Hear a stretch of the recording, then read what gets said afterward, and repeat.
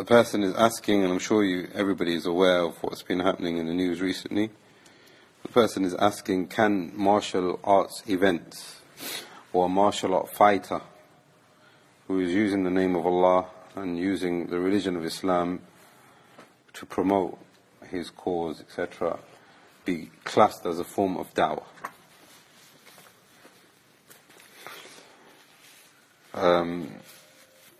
The example given here is about martial arts or boxing or wherever it is, and a fighter. But to be honest, it's unfortunate, as we will see, that this is not about a particular person or a particular sport. It's become part of the way that Muslims are engaging within society now, where they are following and trying to create an identity for themselves where their identity in Islam is no longer there. They're not happy with their identity in Islam, so they're trying to attach it to something else. And Allah knows best why they are doing it. Is it to please, a certain group of people? Is it because the younger generation are not as connected to Islam or connected to worship anymore? Allah knows best. But can it be classed as a form of da'wah? First of all, we need to ask, what is da'wah? Da'wah refers to, as the ulama have said, is to convey the religion. Iblagh, ya ayyuha rasul, balligh ma unzila ilayk. Convey what has been revealed to you. This is da'wah.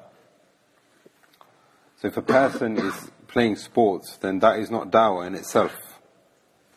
Can't be da'wah. What's he giving da'wah to? Is he saying anything about Islam? Is he calling people to the message of Islam?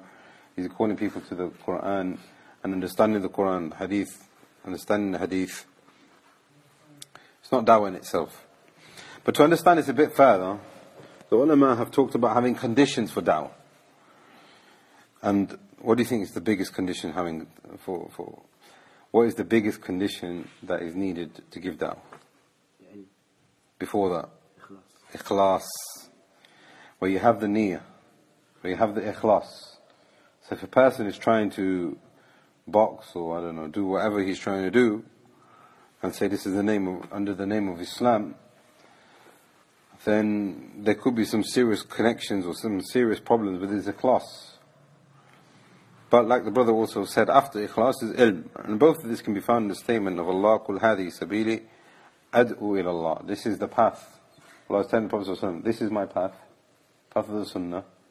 And I call to Allah. I don't call to boxing, I don't call to whatever it is. I call to Allah, and then the next bit, ala basira. Ikhlas, ilm. Two conditions which are very important.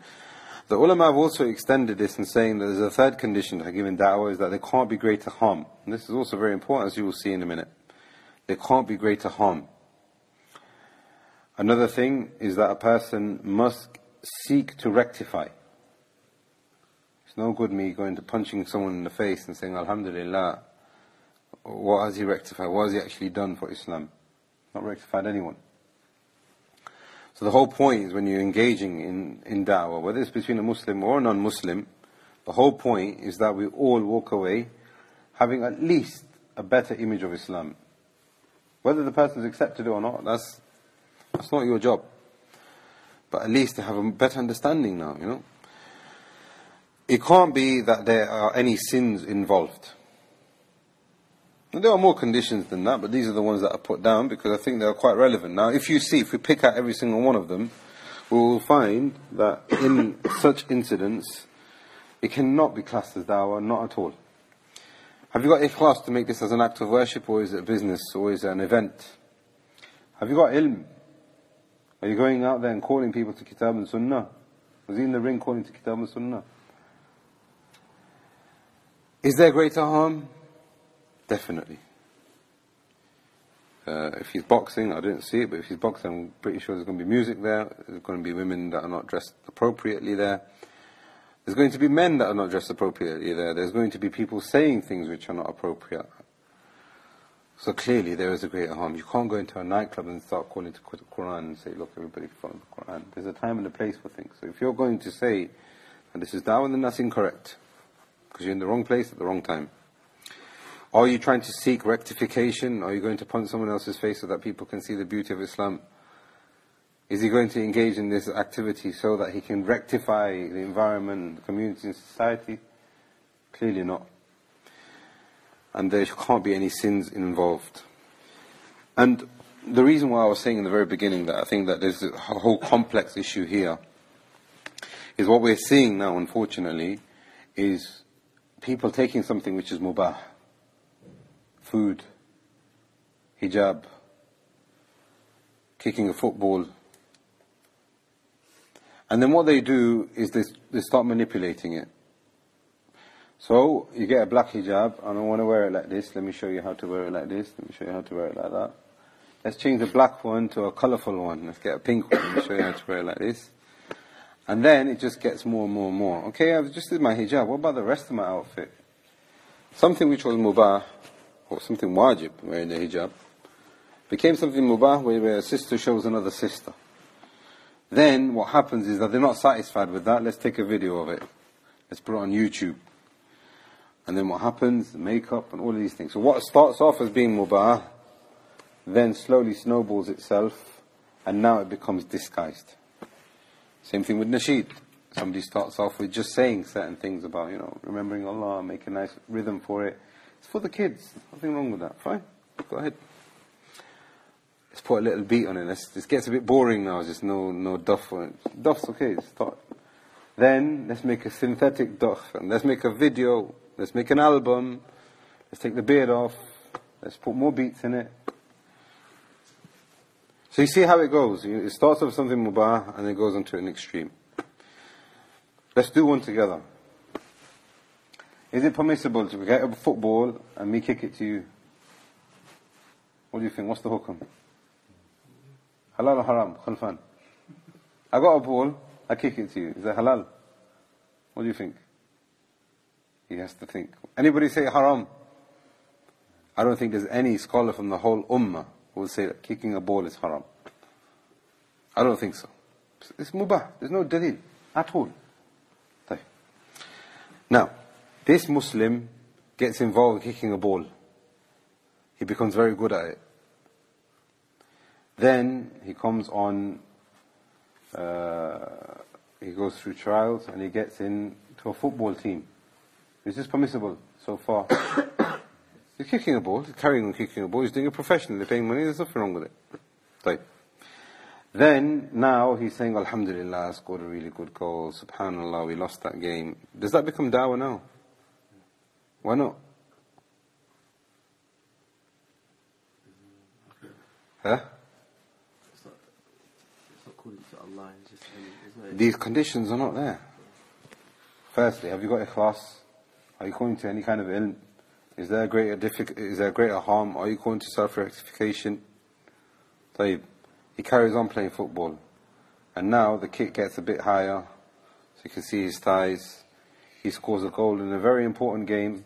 His name is Muhammad, and he makes sajda in front of the whole world.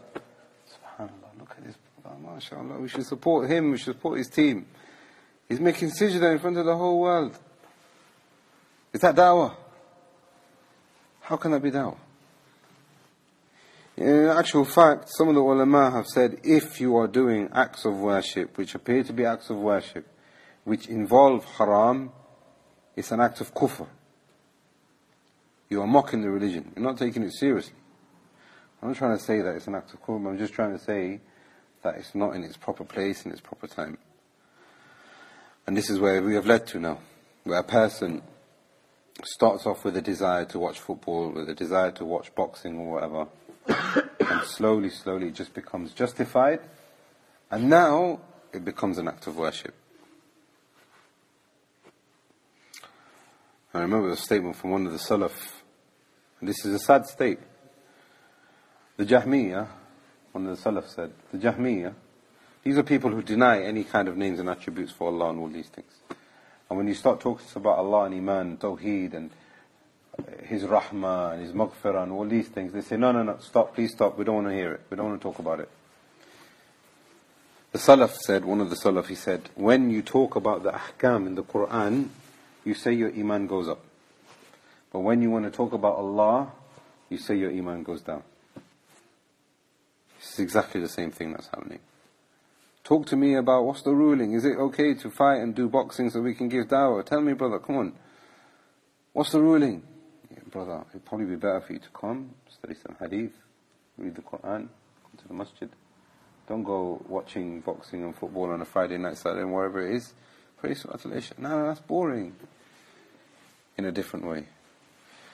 This is how the state of the Ummah has become. Because when we are leaving those things that are important, which actually enrich you, then this is the state that you come in. And also, like I was saying before, when it comes to greater harm, then arguably when a Muslim hits a non-Muslim, whether it's boxing or not, then that always just leads to backlash in society, backlash in politics maybe, and backlash also with the rise of Islamophobia.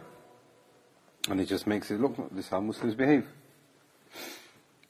So, Wallahu A'lam, I don't see how any of this can, be da'wah to Islam, especially when a man hitting another man does not represent Islam or the Muslims. It doesn't represent me. It doesn't represent what I understand from the Quran and the Sunnah. So you can't call that da'wah. Da'wah is when you say Allah is one. Da'wah is when you say Muhammad is Rasulullah. All of us are agreed on this. That's what we should be collectively uniting upon. When you start saying that this boxer is better than that, this football team is better than that, that hijab is this way, and you attribute that to da'wah, it's just going to create more problems. It's going to create more disunity. It's going to create more harm. Wallahu a'lam. There's another question that came through, which is asking, is it permissible to work alongside the police and prevent in order to clamp down upon extremism? And I think this probably affects people in their workplaces, maybe it affects people in universities and schools as well, maybe. Wallahu a'lam, I would say that if it is possible for a person to work alongside them, not only would it be recommended, but it would be something which is wajib. And the reason why this person asked this question is because they were saying that those people